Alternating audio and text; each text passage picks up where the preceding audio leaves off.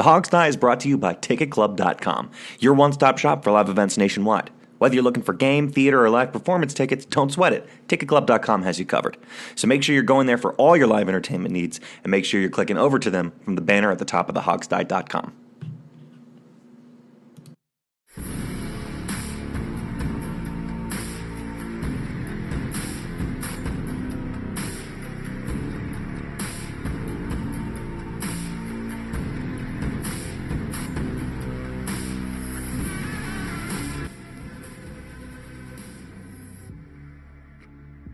Hello and welcome to the Hog Sty, my friends. My name's Sean Conti. Alex Zeese and Steve Thomas are here with me today. The draft is now over, and that means we have a fresh new wave of Redskins talent to discuss. So let's cut the BS today and jump right into that. But how are you guys doing, Steve and Alex? Doing good. Great. Yeah, it's great. I love the draft. It's, one of my favorite football weekends of the year. I'm very disappointed in Jamal, though, because we sent Jamal out to the Redskins draft party, and he got video and he wrote about it. You can check it on the website, but he did not stay for the Biz Marquee show. It's like, I know, I realize, Jamal, you have to get up and go to work and everything, but really what's more important? Is Biz Marquee not more important than your job? Really? Yeah, seriously. I think having film of Biz Marquee warbling his way through Just a Friend on our website would have been the greatest moment in the history of the Hog Sty. I really do. And we blew that thanks to Jamal because he prioritized work and his real job over what's important. Well, I mean, the real interesting thing is I wanted to ask him how many people left after the Haskins pick, and then we're like, oh no, a little bit later. That's what I'm kind of thinking. Yeah, I mean, Biz may have had about 5 people. Yeah, because when he texted us or whatever, I think he texted us and said, I'm like, this is too late. I have to leave. It was already like 11. Right. O'clock. And that was like around pick 2021, I think. Yeah, and so it might have been like midnight before the dude played to an empty house. Right. Well, and again, no one's missing anything for Biz Marquee. But oh, come on. I mean, he's a class. At least, okay. Let's go with that word. You know what I thought was crazy about this draft? I'm kidding, by the way, Jamal. Watching that crowd in Nashville was insane.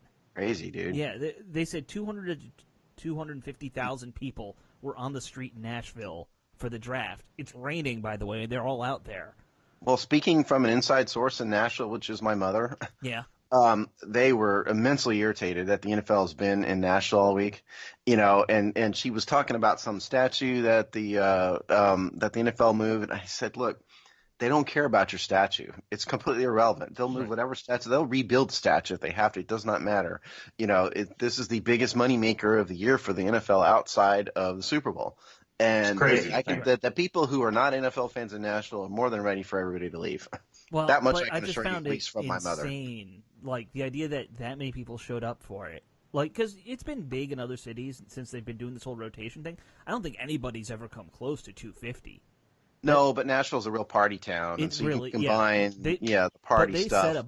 They set a new bar. Is my point for what this thing could be. Just wait till Vegas next year. Isn't it in Vegas next year? Is it? I think it's Vegas. It's coming up in Vegas, either next year or soon. Oh. I know, like Miami and Vegas are both coming up, and that's going to be those will insane. Just break down into straight up orgies. Is what's going to happen. They won't even be able to broadcast it. Yeah. Well, I'm all for it. Well, they didn't even use the stage on the third day. Notice they had the picks announced from other places, and so there were still 1 million people there. I liked that they were announcing them from like the original football team cities, like Muncie and Rock Island and like Akron.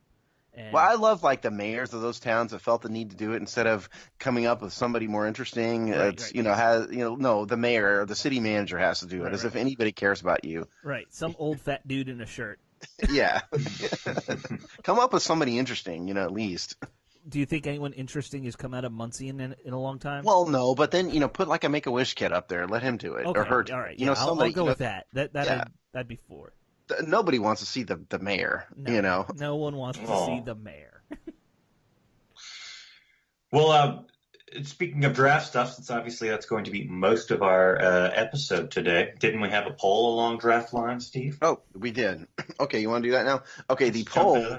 Yeah, now, I did the poll on Dwayne Haskins thinking that the round 1 was over after we selected him. Right. Okay. You did the poll around draft pick 17. I wanted to capture everybody's excitement right as it happened, and so I threw up Dwayne Haskins as a poll. Had I realized or had the foresight to understand that Montez Sweat was coming, I would have waited to have it be round 1, but I didn't. So this is the poll. How do you feel about the Redskins' selection of Ohio State quarterback Dwayne Haskins with pick 15 of round 1?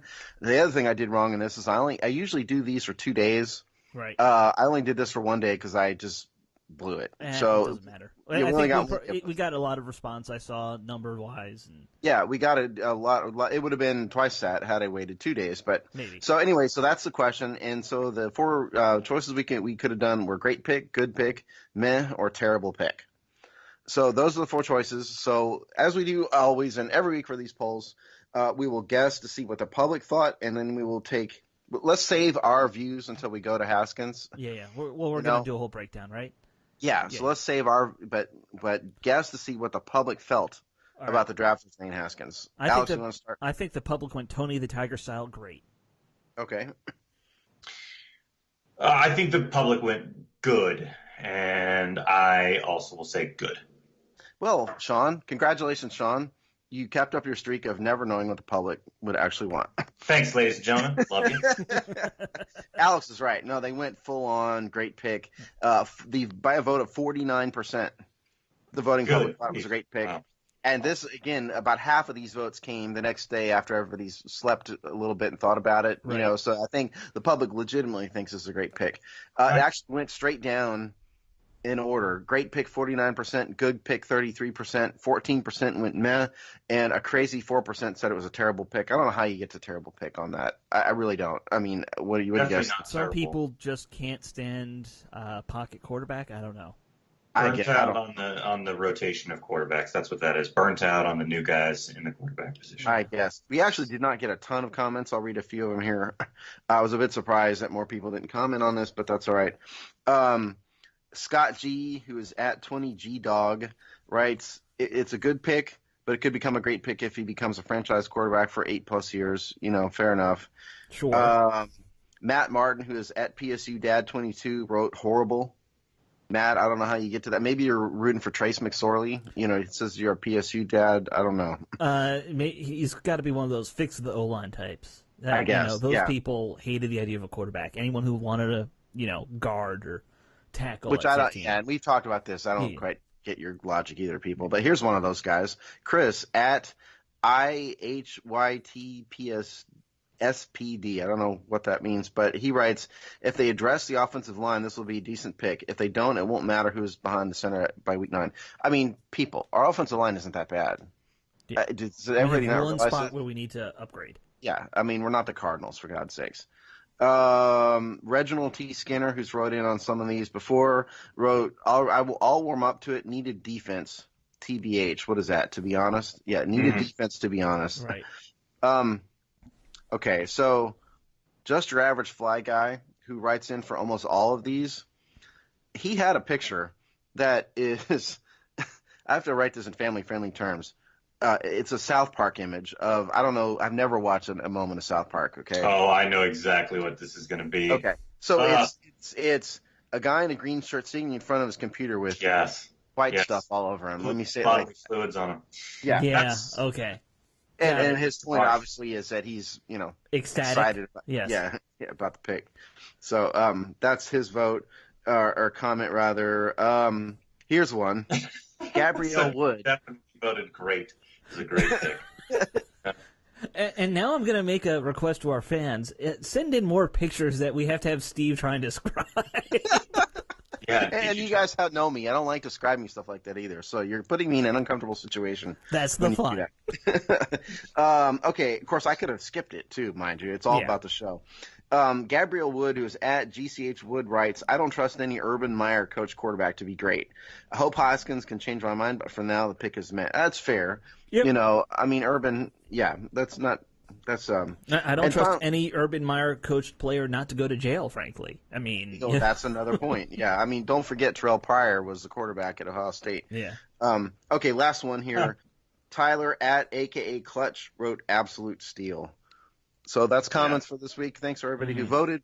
We will come back with a different poll at some other time, probably next week.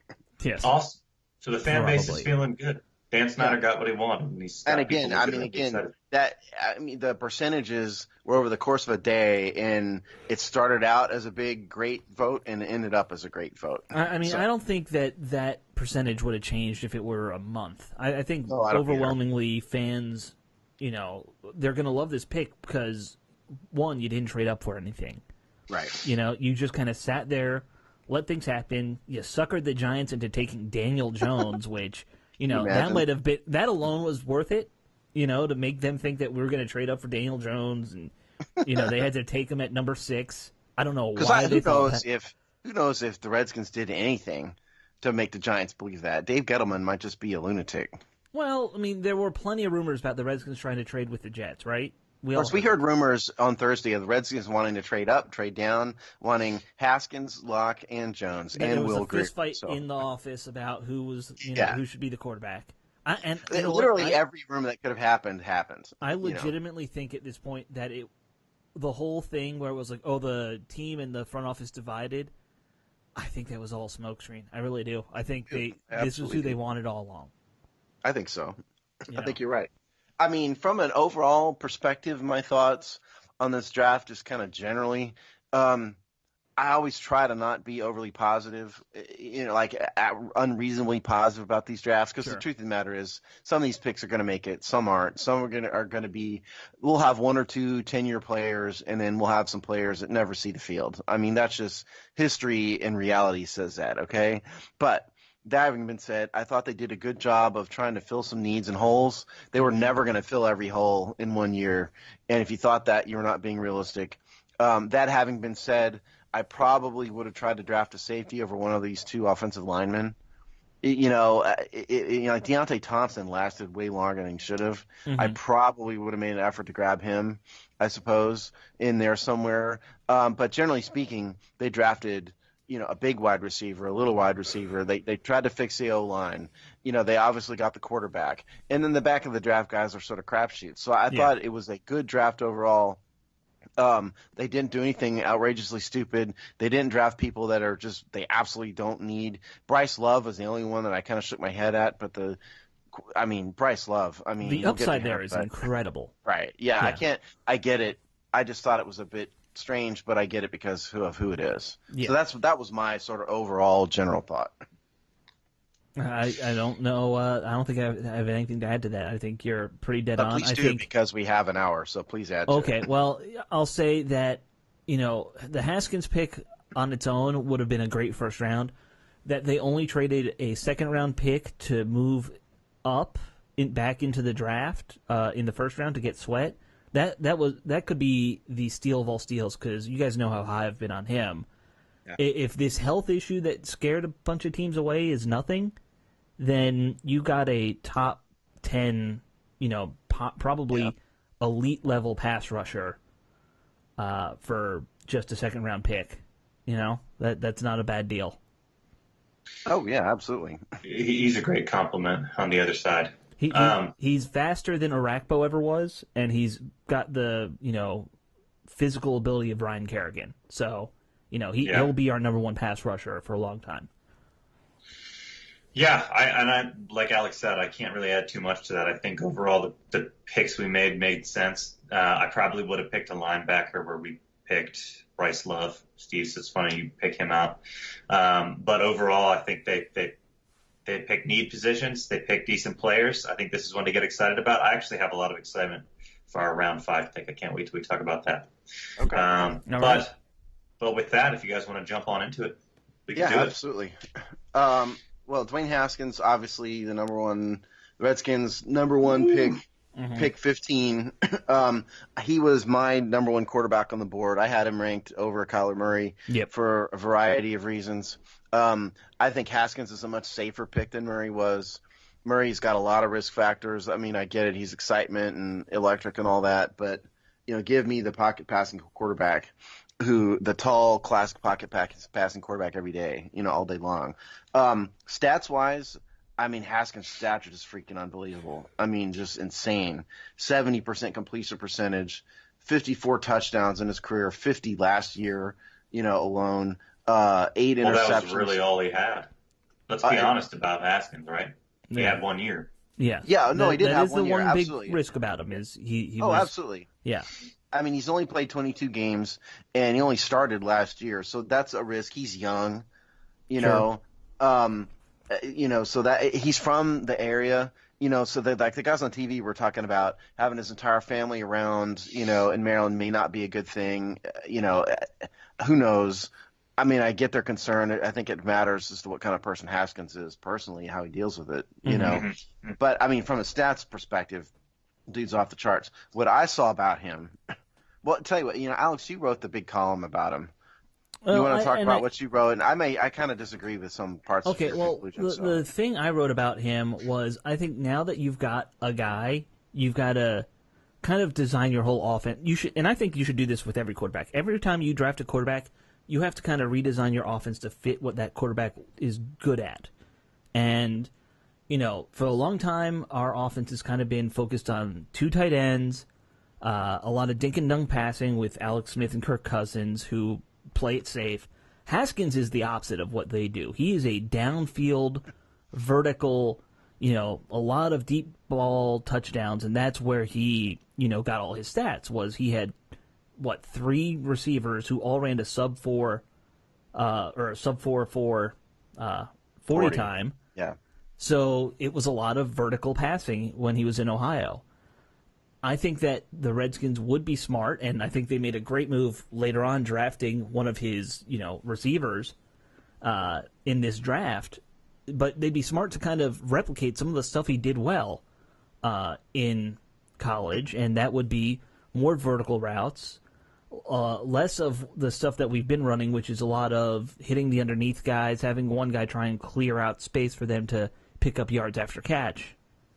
And that's basically the gist of my article. If you look at who he hit in college, his top 4 targets were all wide receivers, then a running back, then more wide receivers and running backs. His 9th best target was his tight end. This guy likes to throw to the outside. He likes to throw deep, and that's kind of the focus of what he's been doing. I get your point, and certainly you're right to say he loves the wide receivers. There's a typecast with these Ohio State wide receivers for the most part. Yeah, and again, I realize that's also who they recruit, not necessarily his choice. Yeah. Now, I don't think he's as much of a deep ball vertical guy as I think he is. Okay. The one thing that I think he suffered from in the pocket was deep ball accuracy. If you watched him, a lot of those yards came from came from wide open wide receivers because they're just so fast.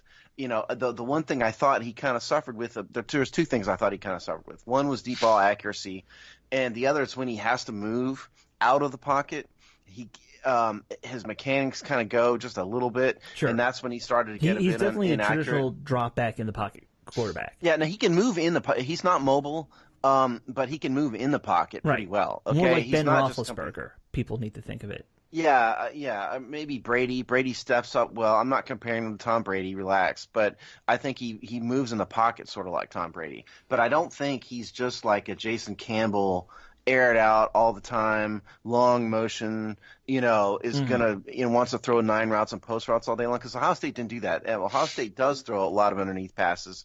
They got their wide receivers open.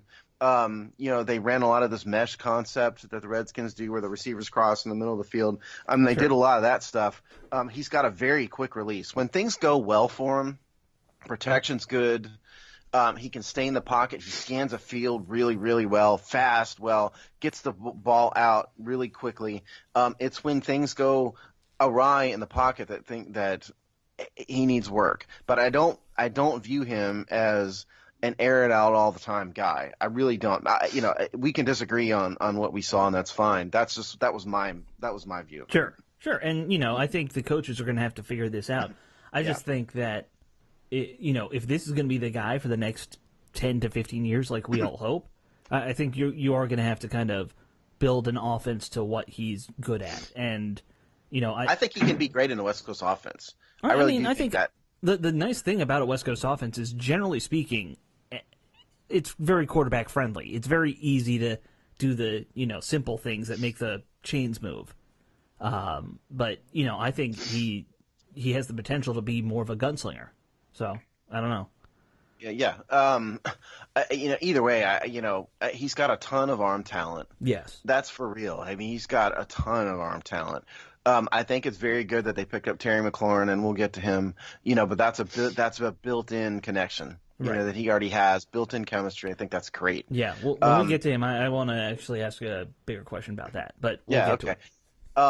In terms of what they need to work on, I do think that the analysts on the NFL Network that were talking about his family and stuff, I don't know, there were rumors about his dad being a stage dad. I couldn't care less about his dad that. lives in New Jersey. His dad's not local. Yeah, I couldn't care less about that. I think that's stupid to worry about. Yeah. But the idea of him having a whole bunch of people hanging around all the time because they're all from Maryland, I think who knows, maybe he doesn't have that kind of relationship with those people, but that's a concern, I think. But from an on-the-field perspective, I think what they need to work on with him is mechanics when he has to move. Mm-hmm. Okay? His mechanics go a little bit when he's on the run, because a lot of players, like Russell Wilson, is great at moving, throwing. That's not what Haskins is good at. So I think they need to work on that part of it, and then they need to stabilize the protection. Pray to God that the offensive line stays healthy for him.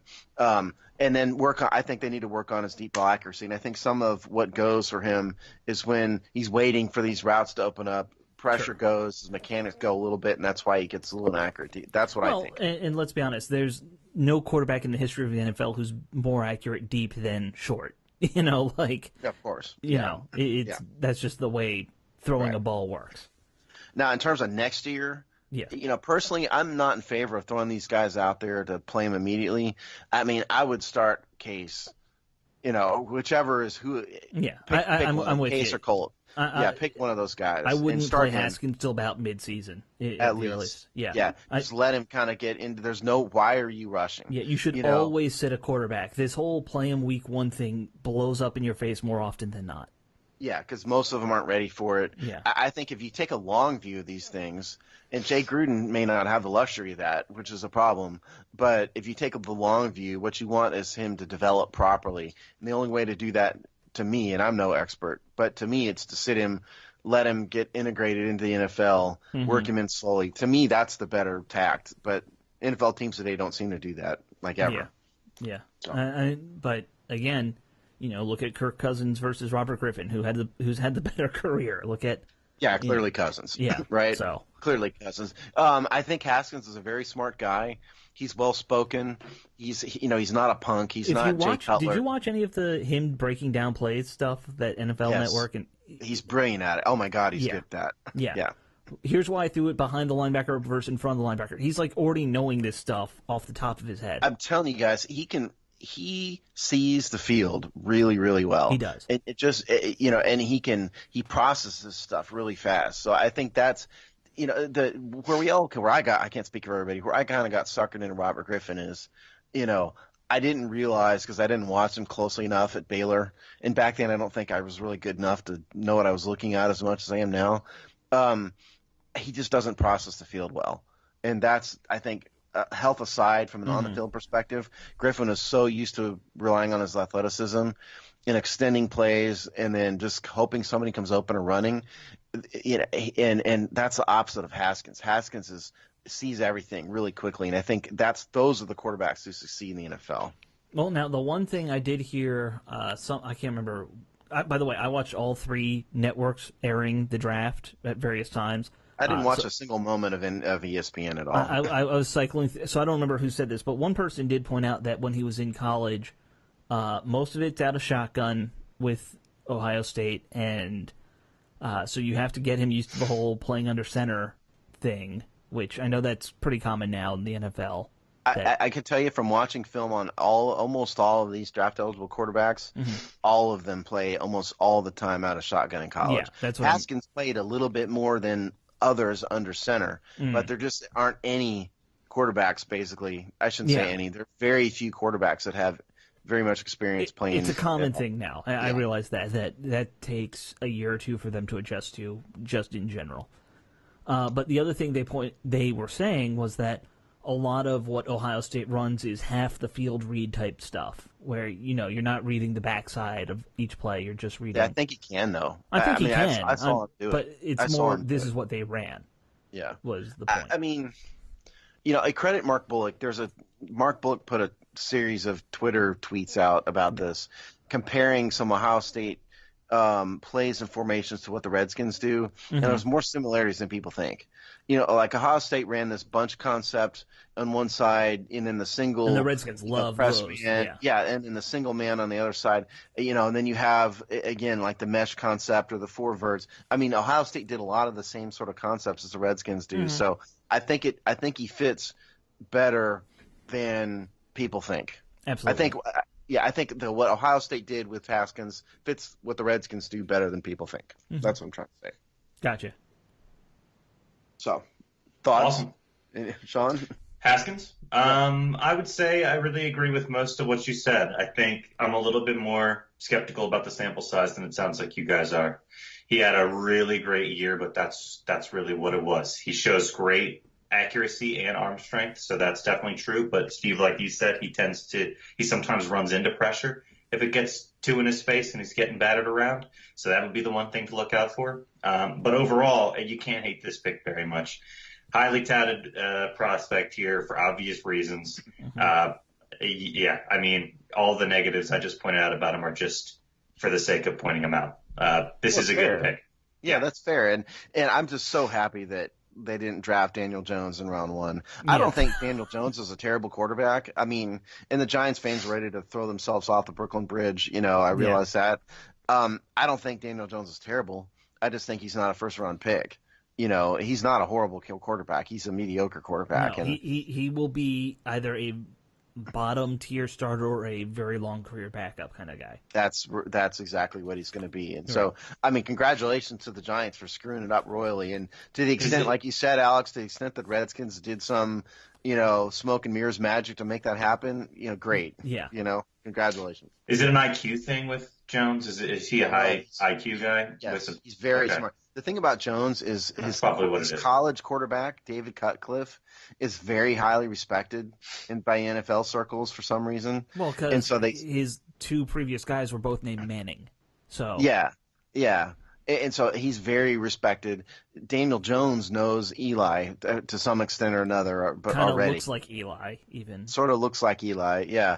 And so he's one of these intangibles guys. Daniel Jones has intangibles, And what you forget about that is he doesn't have the arm talent. Right. Give me the guy. Yes, and you can. Jamarcus Russell had arm talent, but you can't. Jamarcus Russell was a wreck of a human being. Right. He was a drug addict. All these other things.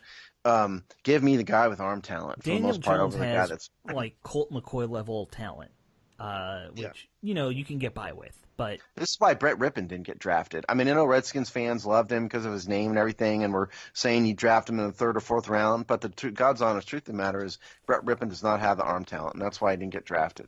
The same thing with Daniel Jones. Daniel Jones does not have the arm talent. That's why nobody thought he was a first-round pick, except Dave Gettleman. Yeah. Well, and supposedly the Redskins would have maybe taken him late in the first if that was the option. And the Redskins would have been stupid to do that. That's right, and thankfully it's only hypothetical. Yeah, thankfully. Yeah. So should we move on? Yeah, let's get to. I've mentioned this a couple times. I had 3 guys who I said I wanted us to get in the first round, and we got 2 of them. So let's get the other guy because Sweat is just such an amazing talent. I'm so excited. I think. If Haskins doesn't play this year, that's fine because I think Sweat will be a week 1 starter, double-digit sack kind of rookie. Are you sweating over Sweat? I'm not sweating over Sweat. So, I'm so I didn't know about the heart thing until the draft. I feel like that kind of came out last minute about him. Okay, so about that, Dr. Chow, who Right. I have tried to get on this show without success. And if Dr. Chow, if you're getting messages at the office, please return my call.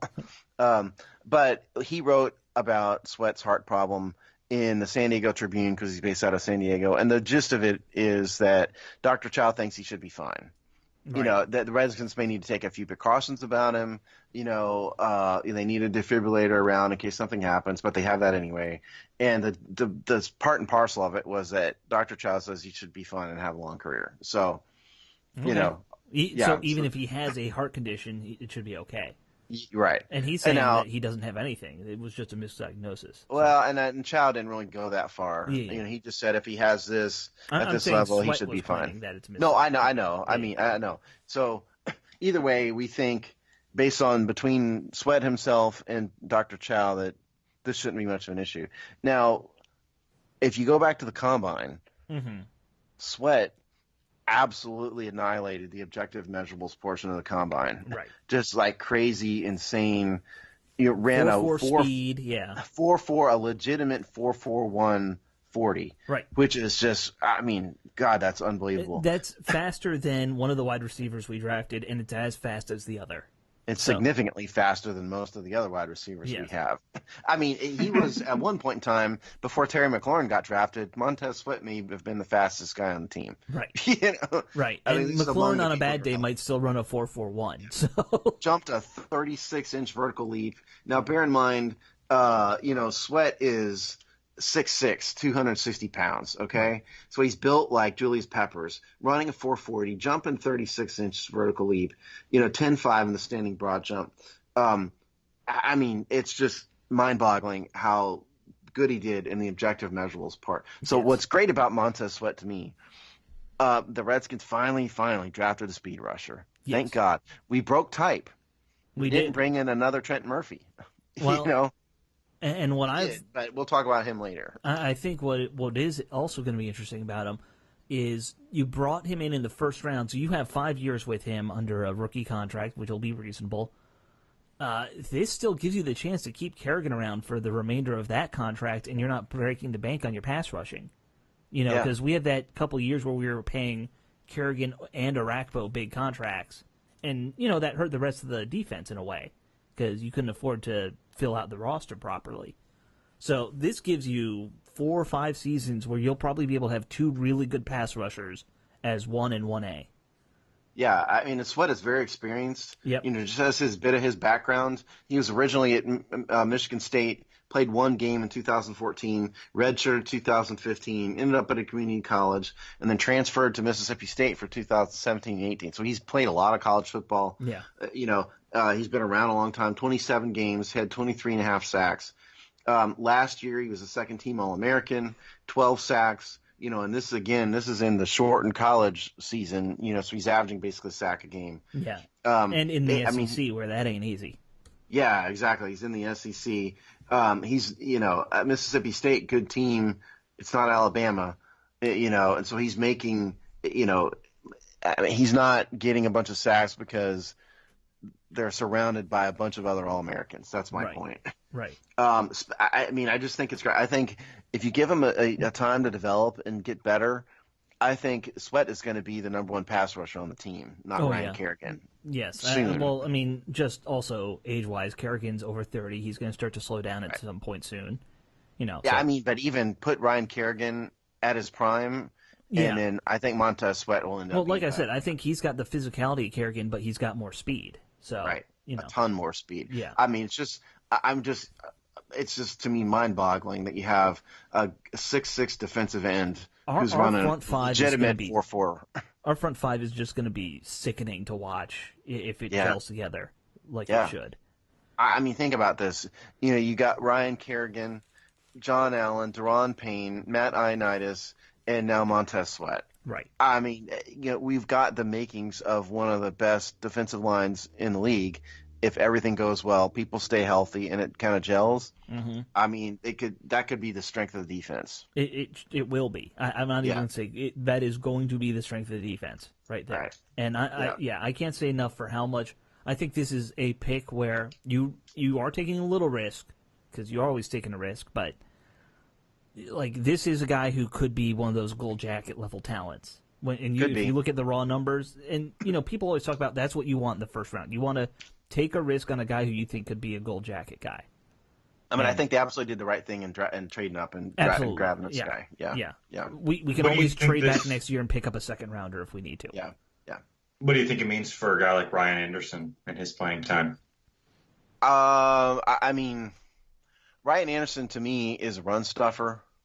So I mean, if you want to project out early part of next year, I mean, either the Redskins start Sweat and Ryan Anderson just as a career backup, or you keep Anderson in on rushing downs and then bring Sweat in, kind of start him slowly and have him in on passing downs. I think you don't invest a first round pick to not have him start. So I think maybe Ryan Anderson is just too bad for you. You're going to end up being a second stringer. Well, I think if you future. look at his talent level, that was kind of happening anyway. The thing that Ryan Anderson does have that you got to kind of wonder about is I do think he's got some leadership skill that's of value, and you might want to try and keep him around for that more than anything. He seems to be the one in the middle of all these recruiting efforts, and he was at dinner with Landon Collins of that kind of that Alabama group. Yeah. So, but that might be worth keeping. Yeah, I think Montez seems to be a pretty decent run stopper because a lot of edge rushers sometimes aren't. Yeah, I don't think Junior Gillette was much of a run stopper, right? He was just a speed rusher. I think Montez is a little bit better than that. And so if he can develop that part of his game and not be a negative in run stopping, then I think, Ryan Anderson's just going to have to be relegated to the second team. Yeah.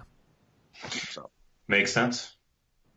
Awesome. Should we move on? Anything else about Sweat? No, let's move on. We got a lot of names to go through. Yep. Yeah, let's do it then. Round 3, that's Terry McLaurin, Ohio State.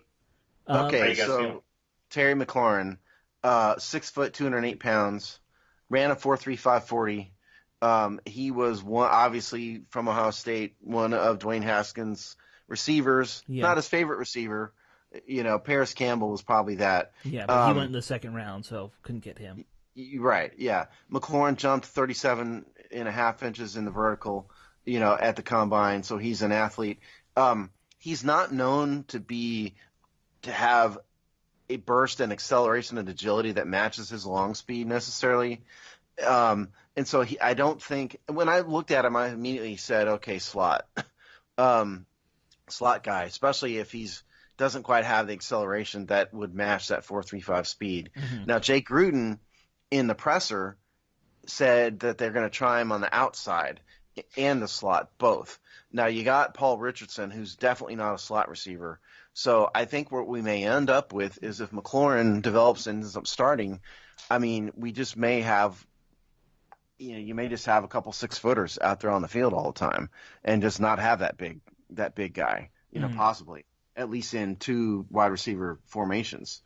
But I think it's great. I think getting a guy who Haskins knows and already has chemistry with is just fabulous. And this is the question that I kind of wonder about. I think there's a lot to it, to receiver quarterbacks kind of meshing together and getting to know each other. Like, there's a lot of value to that relationship. Why don't teams do this more often? When you drafted a quarterback, pick up somebody else who he played with, who he might instantly have some chemistry with. I think it's ego among the coaches. I think NFL coaches think they can create that and coach up anybody. Like the Colts did it. Mm-hmm. The Colts did it with Andrew Luck. And they brought the tight end in. Yeah, I remember that. From Stanford. Yeah, mm-hmm. I can't, and it didn't really work out. But I think you're right, Alex. And speaking of someone who's done this at a high school level, there really is something to say about chemistry between the quarterback and the receiver.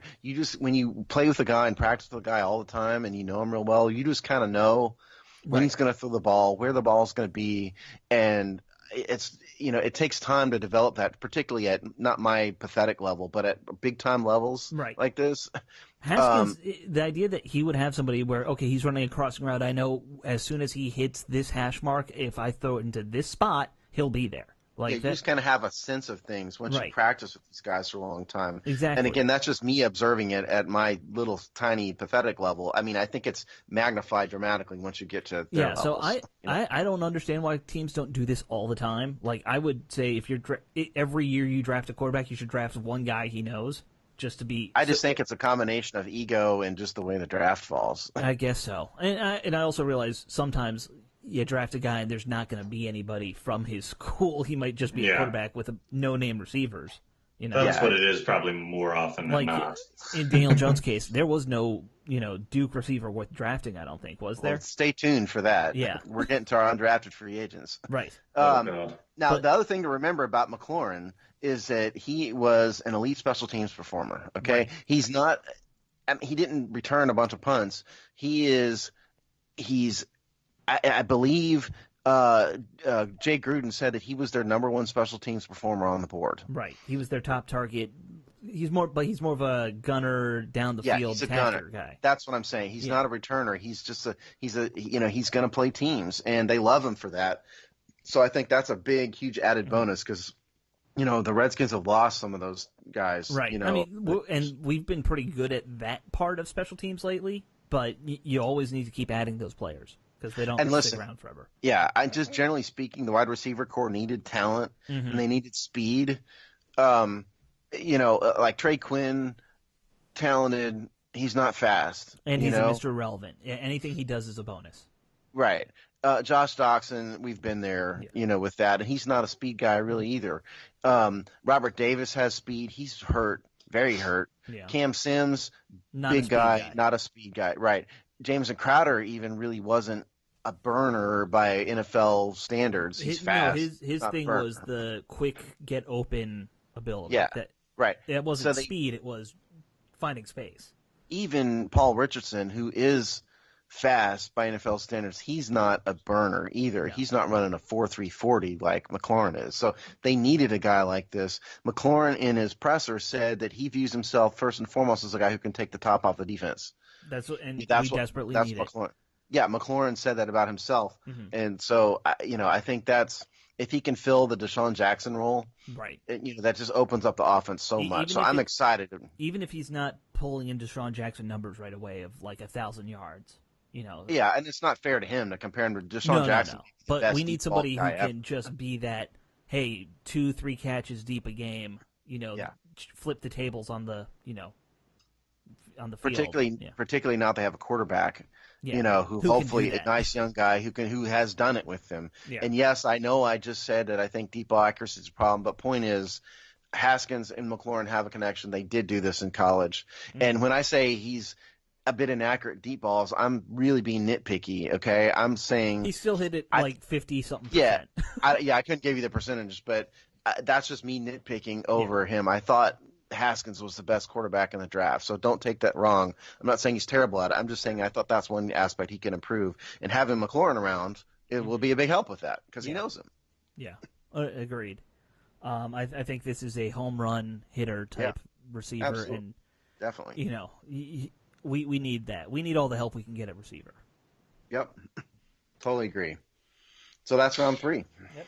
Beautiful. All right, let's do it. Round 4, Bryce Love. This is the one that we were questioning. What's going through your head about Bryce Love, Steve?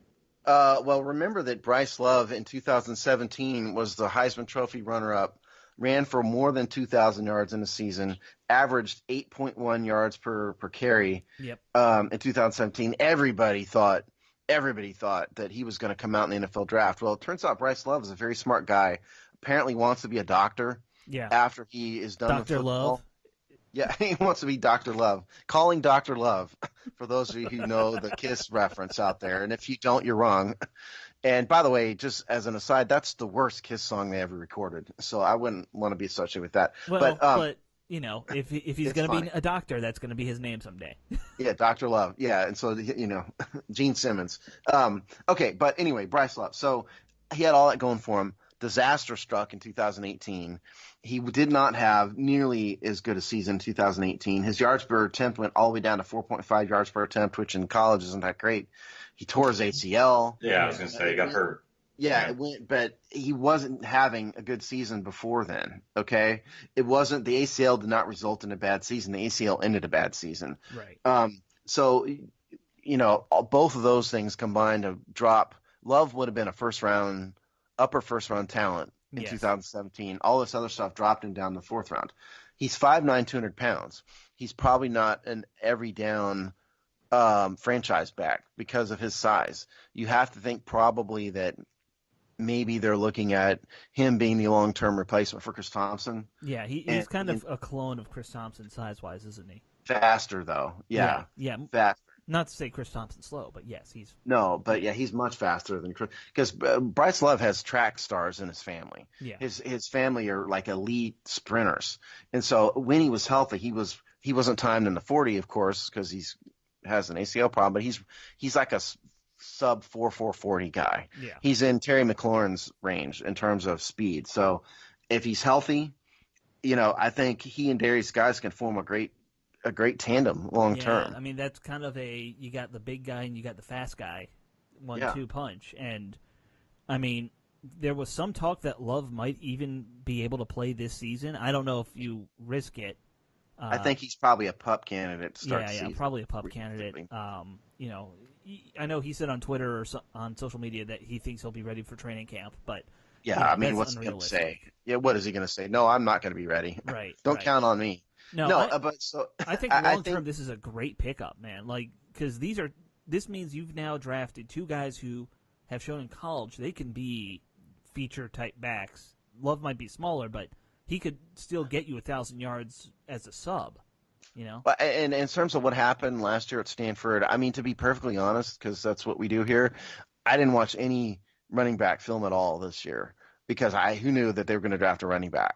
So I didn't watch. I didn't watch any Bryce Love film at all, so I couldn't tell you what happened. We're going to get into that. Watching some of the stuff from the year before when he's electric. Yeah. Dude is electric. So we will get into that at some point in the offseason. Someone on our staff will watch Bryce Love film and tell you what we thought. But I think this is a case of them just seeing a tremendous talent, and they just can't pass him up. Yeah. Like they knew he was there. They knew they needed other things, probably more. But you see, oh, my God, Bryce Love's available. They got to take him. I think that's what we're at. I agree. I think that's probably what happened. And by the way, this is one of their 2 picks they traded back for. They had a second pick in the 3rd round, and they picked up 2 4th-rounders for it. So, right. Like that alone also probably a good move. Always good to grab an extra pick. They didn't have a 4th-round pick. And historically, this team always finds good value in the 4th round. So, yeah. I feel like it's a 4th rounder. Maybe it'll work out just like the next guy. Let's hope. Yeah. Let's hope. Way to take the bright side. Yeah, I can't really add too much about that because I don't know much about Love either, full disclosure. But I kind of get what you guys are saying. For a unit that's pretty strong, at least on paper, our running backs, that is, they all kind of have an issue. Each one of them has an issue. Every one of them's broken an ACL at some point. Yeah, or they're true, old, yeah. or they've been injured, recently. Or they're just Samaje Perine. But I'd point out that the Bryce Love pick and then the other pick, which we're going to get to, are what Kirk Cousins turned into. Okay, right. What they traded in round 3 was the comp pick. That was the Kirk Cousins comp pick. Right. And so what we got for Kirk Cousins is Bryce Love and Wes Martin. Yeah. That's what Kirk Cousins turned into. Right. And, nice. But like I was saying before, look at some of our other 4th-round picks in history. Kirk is one of them. Bashaud Breeland, Crowder. We've gotten good production out of 4th-round picks. So, I mean, look, the guys wouldn't have picked a running back here if it were me. I mean, I get everything that we're saying, but I thought Love would be there maybe in the 5th round. Frankly, I don't know. I thought it was a little too high. That's right in the moment. Yeah. As the draft was happening, I agreed with you, Sean, completely. I thought, I get it. It's Bryce Love, but why are we doing this when we've got other needs? I've come around on him a little bit. Now that we got some offensive linemen in here who hopefully can contribute. Yeah. And they had a lot of picks. We don't normally have 2 picks in all these rounds, Yeah. And so they took a chance on a guy who has an ACL injury who, when healthy, could be Alvin Kamara. Yeah. And spare me. I know it's not a physical comp. I'm saying that he could be as successful as a guy like that. Yeah. If he gets healthy. So they had a bunch. It's not like we had a lack of draft picks. So I thought it was a good coming around on it. In the moment, I totally agree with you, Sean, and I probably said that in Twitter, yesterday. But I've come around on it. I think it was a good gamble. Awesome. All right, cool. Let's move on and let's get through the rest of these guys because we've got, like Steve said, plenty more to get through. Wes Martin, this is your other Kirk Cousins pick. Talk to me about Wes Martin, guard, Indiana. Well, Wes Martin is kind of a who. Who's Wes Martin? Exactly. He wasn't on anybody's draft board at all. He didn't go to the combine. most of the draft sites didn't even evaluate him. Yeah. Like these guys like the Draft Network, we had Joe Marino on a while ago. Most of them didn't even evaluate him. Like draftanalyst.com did, and they were he like only only visited with like a handful of teams, even. including the Redskins. Yeah. So, and I made a phone call in the middle of the draft and asked somebody about him, and they went, I've never heard, haven't watched a moment of this guy. So first of all, he's 6'2", 311 pounds, so he's a guard. He's not a tackle and playing guard. He's very experienced. Spent 4 years at Indiana. Beyond that, I'm not going to pretend I can say anything about how he plays. I think this is a situation where the Redskins scouted this guy. They visited with him. They brought him in. He was one of the 30 visits that they had. And so the Redskins had him ranked this high on the board. And irrespective of what anybody else thought about him, they believe in him. And that's why they drafted him there. So this is a case you just have to trust that the scouts know what they're doing. Yeah, and let's not forget the one big factor with him that everyone's been pointing out now, and that is that he is strong, and his nickname is the Ox. So Nice. This is a guy who was disappointed that he only did 38 reps at 225 at his pro day. Right. He said I had done 42 just a few days beforehand. He'd done 42, and he was actually posted mad a at video himself. of him doing 42. Apparently 42 is his regular number. Yeah. and that was who was the guy we had? Was it Laval that did that at the combine? It was the Paya. It was Paya. Paya. That's right. You're right. Yeah. And so, he was disappointed and mad at himself for only doing 33 or 38. So if at the very least we know strong, I know ideally you want a guard who can kick out and pull and all that stuff, but if you at least have one guy who just stand there and be a boat anchor, that doesn't hurt on the line either. I don't have much to say about him technically because I watched some highlights, but highlights are not a good way to evaluate a player. To be fair, player. nobody watches Indiana football. I'll watch an Indiana game or two at some point, but I haven't gotten around to it yet. All right. We can say the Redskins had a ton of injuries along the offensive line, and this is going to help with that. We can certainly say that about him. Yeah, for sure. Okay, cool. And by the way, he's very excited. Sean, you're not on Twitter, so you might not have noticed this, but within an hour of his selection, he had a massive, gigantic Redskins flag. I don't know where he got it in the middle of Indiana, wherever he was. But he clearly just had bought it because it still had all the fold creases. Yeah, Amazon same day delivery, baby. I guess. Amazon same hour delivery. Yeah. Somehow he got that flag immediately, and he's very excited to be a Redskin, and that I like. Maybe he just went all in for Redskins. Did anyone else meet with him, like you said? You said he met with a handful of teams. Maybe he was all in for the Skins. Maybe he had that thing already, and he was just going to torch it if the Redskins didn't draft him. Sure. Maybe. So he's somewhere. He's got like a Titans flag, and whoever else he met with flag. Either that, or he had someone like a Gulfstream jet on standby with a flag. Yeah, because if you go down to the local Walmart or Target, they don't have all 32 teams. They don't. Might have like 4.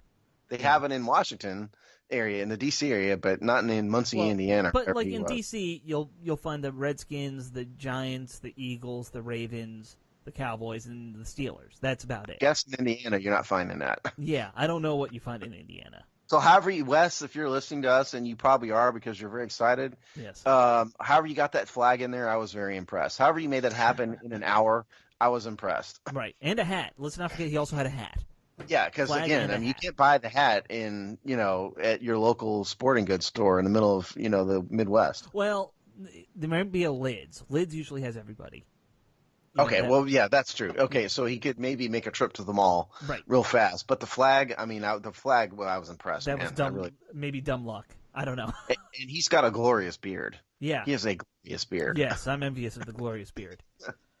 So yes, good beard, strong like ox.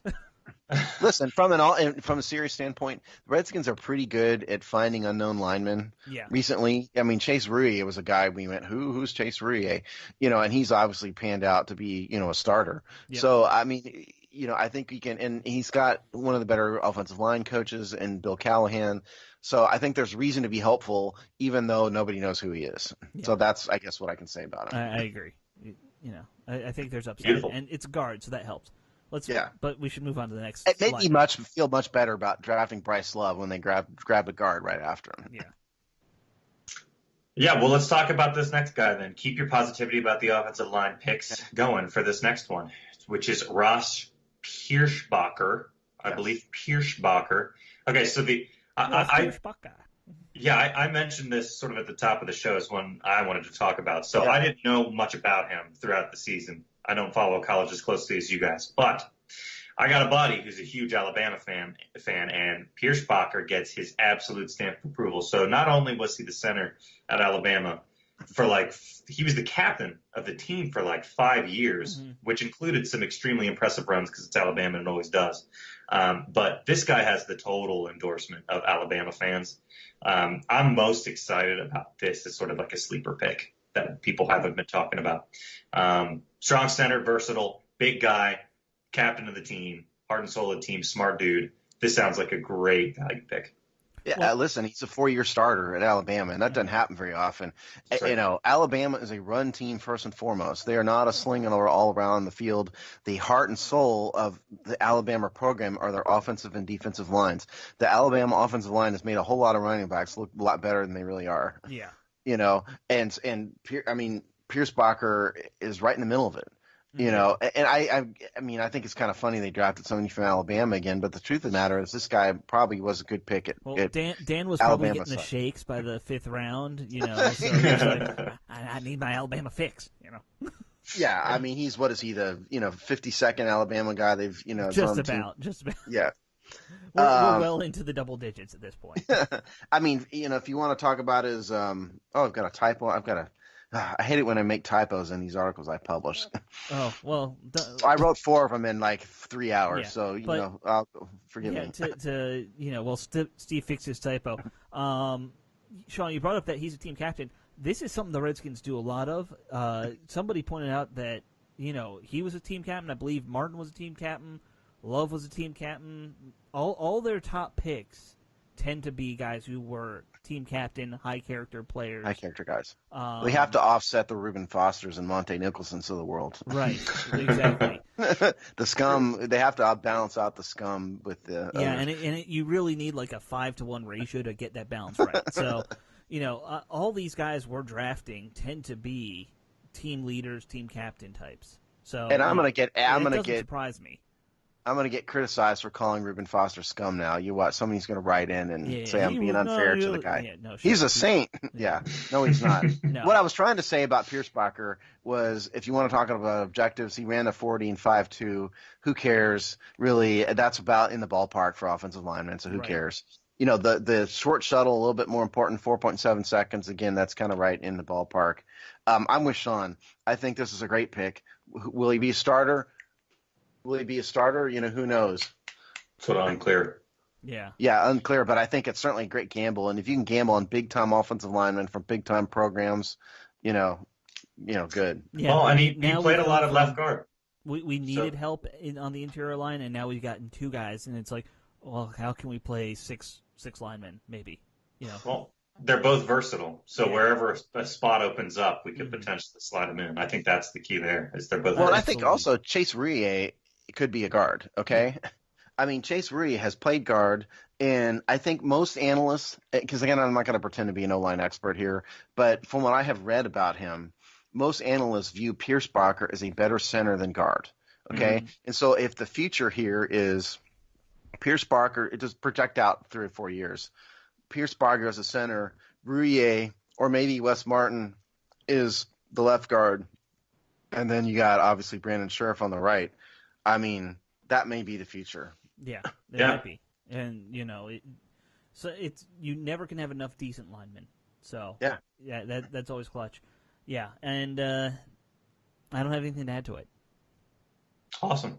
Let's move on then. Let's go to round 5, 173 overall. That's Cole Holcomb, linebacker from North Carolina. So I would have picked a linebacker. This pick, maybe not Holcomb, well, definitely not Holcomb, but I would have picked this linebacker earlier in the draft if it were me. But I think it's definitely a neat position. He's a fast guy. We needed closing speed in linebackers. Makes sense to me. What are you guys taking from Holcomb? I did watch a little Cole Holcomb film. He is I think he's sort of a classic strong side 3-4 inside linebacker. Okay. Mm-hmm. Yeah, he's 6 feet. He's a little bit undersized. He looks a little bit undersized. 6 foot 235 pounds. But he's athletic and he's Quick. smart. And he's Yep. he's highly productive. This is a guy who made over 100 tackles every year. And he had 327 tackles in college at North Carolina. Very productive. He's the signal caller. He was the signal caller. He's a guy who is kind of all over the place, and I mean that in a good way. He's a pursuit guy, but he's fast enough to cover a lot of ground. I mean, the negative is that he's a little small. He's a little small by NFL standards, at least. I think he's going to have a bit of an adjustment to a 3-4 because North Carolina didn't run that. But he's just not. He's not going to be. And they played him on the outside a few times, at times too, and that's just not what he's going to be in a 3-4 in DC. But he's athletic, very athletic. Jumped 11 foot in a standing broad jump. Ran a 4.51 40. Jay at the presser said 4.48. I saw 4.51. Either way, he's very fast for a linebacker. So smart guy, athletic. Signal caller. He's another guy who's sort of everything the Redskins look for. So, I mean, he's going to get a lot of Will Compton comparisons just because he's white and Will Compton's white, and that's not fair. He's a lot more athletic than Will Compton ever the was. mold sounds very similar to me to what Compton and Foster are as that strong side guy, where high production. Well, Reuben Foster's not a strong side I meant guy. the other Foster. Oh, Mason. Mason Yeah. Foster. Sorry, Okay. he's two Foster. But they were both very high production guys in college too, where they were triple digit tackle guys. Yeah. So I can see the Redskins have a type. They don't tend to draft linebackers high because it's a 3-4 thing. That they tend to just draft them and rotate them in when they're ready. So I think that we'll see. Yeah. We'll probably see him replace Mason next year. Would be my guess.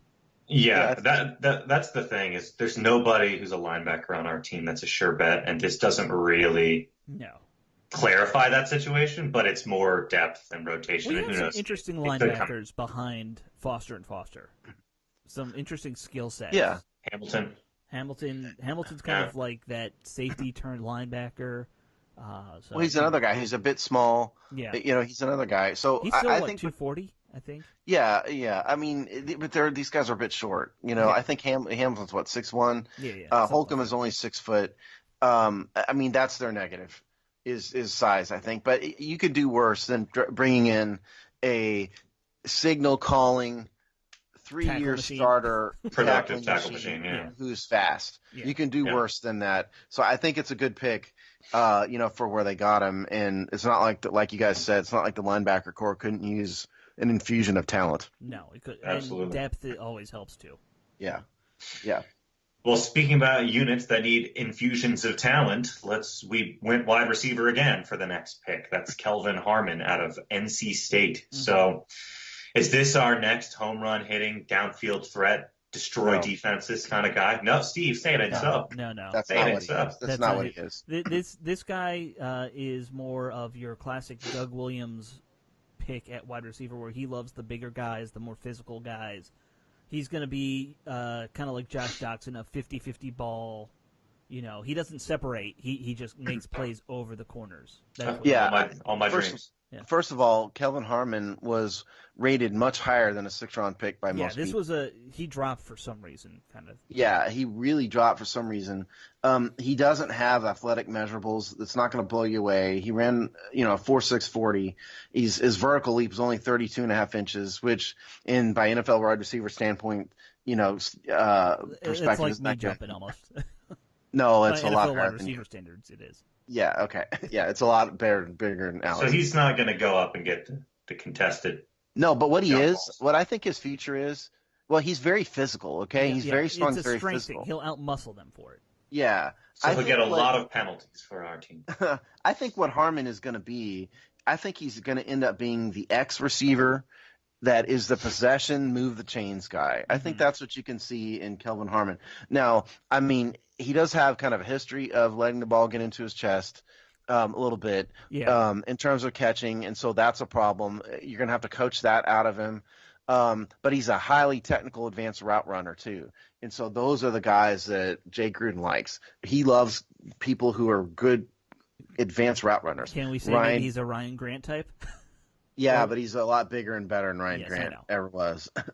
So I think would be all happy if he was here, though. Yeah, and yeah, that's true. So I think again, if you project out the future here, I think you see Josh Doctson just gone, and then maybe Kelvin Harmon, if things go well. Kelvin Harmon is your starter at the X receiver, and then you've got Paul Richardson and Terry McLaurin are your other two guys. It's some combination between the Z and your slot receiver. Yeah. Maybe that's the future, but I don't think you have Harmon. Harmon's not your deep ball threat. I think he's your move the chains possession guy. Yeah. He'll use his size and his strength to catch balls over the middle, defeat safeties and linebackers. I think that's his future. With that size, I could also see him kind of not playing tight end, but you know how you use a tight end to do like those over the middle, physical. Well, yeah, you're talking about like dig routes. Yeah. Square outs toward the sideline. Like shallow crossers. Mm-hmm. I think those are the type of things that Harmon can be good at. Yeah, I agree. And listen, I mean, he played with Ryan Finley. Okay, I mean, NC State is a passing team. Finley got drafted. Mm-hmm. I forget Cincinnati. Cincinnati drafted Finley. So I mean, he came from a team with a quality quarterback in an advanced passing game. He's smart, and if you combine smart and good route runner in size, that's a guy who Jay Gruden's going to like. Now the fun thing is, since he was at NC State and the guy we drafted for him, Holcomb, was at North Carolina. I wonder if we could find some Holman hitting Harmon. Or Harmon making a play over Holcomb, It'll be an all NC State, thing going on at training camp. Just some Carolina Redskins players going at it, I mean, this between I've heard, kind of around the way that Robert Davis's injury is a lot worse than we knew, and then he had a very, very serious injury that's like a career-threatening kind of injury. I mean, I don't know, I'm not saying that's true. I'm saying I've heard that from people. If that's the case, maybe you can't count on him. And so maybe kind of the long term, assuming Doctson is gone, you kind of have Cam Sims and Kelvin Harmon fighting to be that outside, bigger X receiver type. Yeah. Well, and you'll probably need more than one. So. But... Oh, yeah, absolutely. Yeah, I mean, but in terms of like the starters, maybe those two guys are going to kind of be fighting for that spot long term. So. There you go. Yeah. All right, let's get through these last two guys. We've got two more picks to talk about. Round 7, 227 overall. That's Jimmy Moreland. He's 227 overall. You can't possibly know encyclopedic knowledge of this guy. But I do have encyclopedic knowledge. I know. I won't challenge. I know quite a bit too because he's a local kid. So. Yeah, he is. Okay, so here's what you need to know about Jimmy Moreland. Jimmy Moreland is a ball hawk extraordinaire, okay? Made 18 interceptions in college, 6 pick sixes, okay? He's tiny. He's a beanpole. He's 5'10", 179 pounds. 5'10" might be pushing it even. Yeah, well, that's, yeah. He wasn't invited to the combine, so we don't know his real measurement. He was listed at 5'10". He's probably 5'9". In reality. He has a character issue. He was thrown all out of the James Madison program in 2015 after he was accused of larceny, okay? They let him back into the program, and he got through the rest of it. So, but there's that open issue. But he has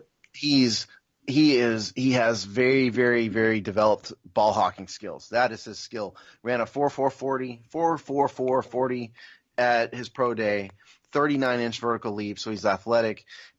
He's known as a man coverage guy.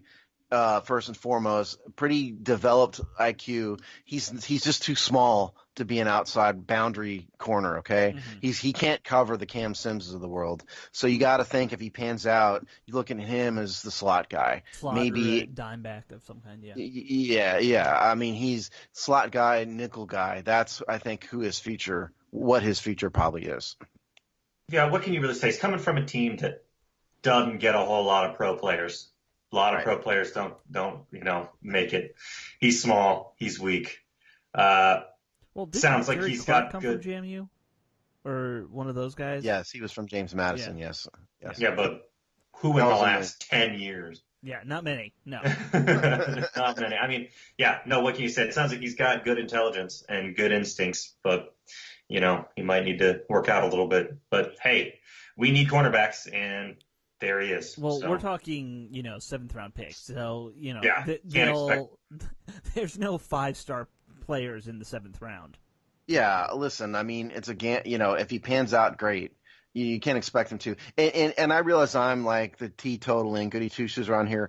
I don't hold. I mean, it's not good that he was accused of larceny. Yes, it's a character issue for him. But on the other hand, with a 19, he wasn't robbing, Fort Knox. It was, it was whatever he stole was valued at less than $200. So this is a 19-year-old kid who did something stupid. He's not the only one. And he's grown up since then, and hopefully that's not an issue. So I don't necessarily hold that against him. Now he'll have money, even on a rookie contract to make a good living. So yeah, he can steal bigger things now. Right. Well said. All right, let's get to this last guy then. Okay. Yeah. All right. So this is the one that I had no idea. I did not see that coming because I didn't think it was a need. Jordan Brailford. I just think you get to the end of round 7 and you're going to throw a pick at somebody who you think is a good player. Yeah, I don't think so. you're trying to fill needs in round 7. It's not somebody who was on my radar at all, and I was the one on our group that even looked at, defensive ends. Yeah. Okay, so Jordan Brailford, Oklahoma State, 6'3", 252, 16 sacks in 35 games, led the Big 12 in sacks last year in 2018, second team Big 12 honors, first team Big 12 in 2018, second team 2017. He's not a speed guy. This is a power guy. Okay. He's running a 4.65 40, Dove he does have some athleticism, but this is more in the mold of a Trent Murphy, Preston Smith type. Yeah. But he's 6'3", small for that too, isn't he? Yeah, he is. That's why he's a 7th round pick. Yeah. Because he's not really the power guy, but he's not really the speed guy, but he's productive. Right. But he's also productive in college. And so what does it translate to the pros? We'll see. He's a productive guy, but it's the Big 12. So, that's why he's the 7th round pick. Yeah, and was he 260 or something like that? So 252. 252. So he's almost 4.3 outside linebacker size. Almost. Yeah, almost. And that's what he's. Yeah, he's gonna need to bulk up. That's the point. Yeah, but again, he's a 7th round pick. I mean, he's gonna have to make it on special teams. Right. He's not playing over Ryan Kerrigan or Montez Sweat. Or even he's probably not even going to, be a backup this year. So if he makes a team, it's going to have to be because he's a demon on special teams this year. And he's a good gamble. Duty. I'm always willing to gamble 7th round pick on a guy who's productive in college or at a big program. Good gamble. Not going to pretend I know a ton about him, but good gamble, good 7th round pick. No problem with it. I think you said it best there. Okay, awesome. Well, we are over time, so we should probably wrap up pretty quick. You want to give some general thoughts? You don't want to do the entire. You don't want to do all the undrafted free agents, do you? Of course I do. Oh my God, Steve, we're 20 minutes late. I'm going to run through a couple of these guys. Okay, a couple of these guys are worthwhile. Let's start with JoJo's probably the big name. Let's start with JoJo. Okay, I mean JoJo McIntosh, Washington Huskies DB. Yeah, I think he's probably a priority free agent. Yeah, he was signed immediately, right after the draft, so he's a name to watch. I mean, he was considered a late day 2, early day 3 pick at safety. So kind of surprised he was even available. So they went and snapped him up. Yeah. I'd point out the Duke wide receiver he signed, Todd Roming. I brought this up because. He obviously was one of Daniel Jones's targets. He's very small. Mm-hmm. I mean, I don't remember him. I watched a lot of Daniel Jones film and saw wide receivers draft a ton of balls. Right. Tons of balls. I mean, he had so many balls dropped. So whether or not Todd Roming can, overcome that, who knows? But this is a slot guy. Okay. We signed Steven Sims from Kansas. He's another guy, 5'10", not a burner, ran mid 4.5s, from a terrible program at Kansas. Long shot, I think, to make the team. Right. I'm always kind of partial to USC running backs. So this guy we signed, I'm going to get his name wrong, Asa Cedric, Ware, I guess. Yeah, I'm not 100% sure how you pronounce that first one. Yeah, 6'2", 205, highly productive senior year. Ran 6.6 yards per attempt. Right, and not 100% clear if he's a undrafted free agent or if he's just going to be at rookie camp. Because I saw that he put it out, or somebody else, like with USC, put out he's with the Redskins now. So yeah, we don't know whether these guys are in camp invitees or signings. Right. They're put out as signings, but that's because people don't know any better. And a lot of the agents put these things out to boost their client, and they're intentionally vague. And finally, the other guy I'd like to point out, they did sign a tight end, Cano Dillon from Oregon. This dude is a blocking tight. He has almost no receiving stats at all. 6'5", 256, so he's your inline blocking candidate. So there you go. Oh, and one local product, Trey Watson out of Maryland. Oh, yeah, I forgot about him. Just, since it's a local guy, I know Maryland people care, so I thought I mentioned that. There you go. So we had to go. You knew, Sean, that we're nerds enough to know something about some of these undrafted free agents. You knew that was going to happen. Fair enough. Should have seen it coming. And there's a smattering of other guys too, right? But probably about mostly 4 or 5 other guys. People can check our website out. We'll update it if we hear about more people. Yeah, I mean, it's a bunch of old linemen, and I just haven't watched these guys. A lot of defensive tackles too, for some reason. There's going to be like 10 more, by the way. I mean, this is not the entire list. Right. There's going to be several more. Well, because again, it's all for rookie camp, so we're going to sign like 30 rookies now, and you'll never hear their names after we sign them because they'll all get cut 3 days later. Exactly. I think the guy to watch is probably JoJo McIntosh. Yeah. And the other guy that they signed immediately was the linebacker from Indiana State, B.J. Blunt. Those two guys were signed like immediately, so you have to think they were priority free agents. Yeah, I think so. Those are probably 2 guys to watch. Okay, cool. Well, do you guys want to give an overall grade for the draft in general, undrafted free agents plus everybody else that we talked about? Just general temperature check? Okay. What do you do? An A to F grade? I'm going to give them an A-. Nice. They didn't address safety. That was the one thing where, they have a hole at safety. They still have a hole at safety. Now that they didn't bring in like somebody who is a starting quality safety, now they've got to hope that either Monte Nicholson is going to be there or Deshae Driver's just going to have to, step up and be starting quality. So I knock them a little bit for that. The Dwayne Haskins pick, A+. The fact that they got him at 15 without trading up for him, they got the number 1 quarterback in the draft. And spare me, you Kyler Murray fans, A+ on that. And they filled a bunch of needs. They got some players with potential. I love the fact that they brought Terry McLaurin in. Love that. Great. I don't think they made any stinkers, stinker picks. I questioned the Bryce Love pick at the time. Like I said, I've come around on it a little bit. So I think we'll see what happens in a couple years, but I give this draft like an A-. Right. Like if the first 2 picks, the round 1 picks both bust, then we'll say this was a failure of a draft. But if they bring in Dwayne Haskins and he ends up busting out, of course. Yeah. Or if Sweat ends up not being able to play because of the health, Yeah. Either of these things could happen, but as of right now, I'm kind of with you. I'm actually just going to say it's a straight up A. I don't mind the not getting a safety because I think Nicholson is going to be back. There's been no indication that the league's going to suspend him at this point. Well, listen, okay, he's probably going to get suspended. He's going to at least have some punishment, but he's not going to be – he'll be gone a few games at most. I feel like we would have at least heard something by now, though. That's all. Fair enough. But, I mean, whatever punishment he gets, he's not going to be gone for a season or anything. No, it'll be 4 games maybe. Yeah. At worst. So I think, it wasn't as big a need safety. So for me, that's we got at least 1, 2, 3, 4, 5 guys I really liked going into the draft. So, for me, that's a home run. Awesome. Yeah, and I think when it happened, I was like kind of at a B- level. Now, the day after thinking about it more, I think we're more to a B+ or maybe even an A- like Steve said. I think I would have maybe slightly rearranged things, might have taken a wide receiver above another edge rusher. But now that I think about it, it's kind of like this really gives the team an identity, and it's a really imposing unit now, so it's hard to hate on that. So, yeah, this was a really solid draft. I like it. B+, let's call it. Yeah, I mean, the other thing is what receiver was really worthwhile at That's true, pick too. 26. And, they could have waited and drafted Paris Campbell, but you see a talent like Montez Sweat. I mean, you got to grab it. Yeah, it's hard to fault it too much. Listen, I mean, if Dwayne Haskins becomes a 10-year franchise quarterback, this draft is an A+, even if none of these other guys play down.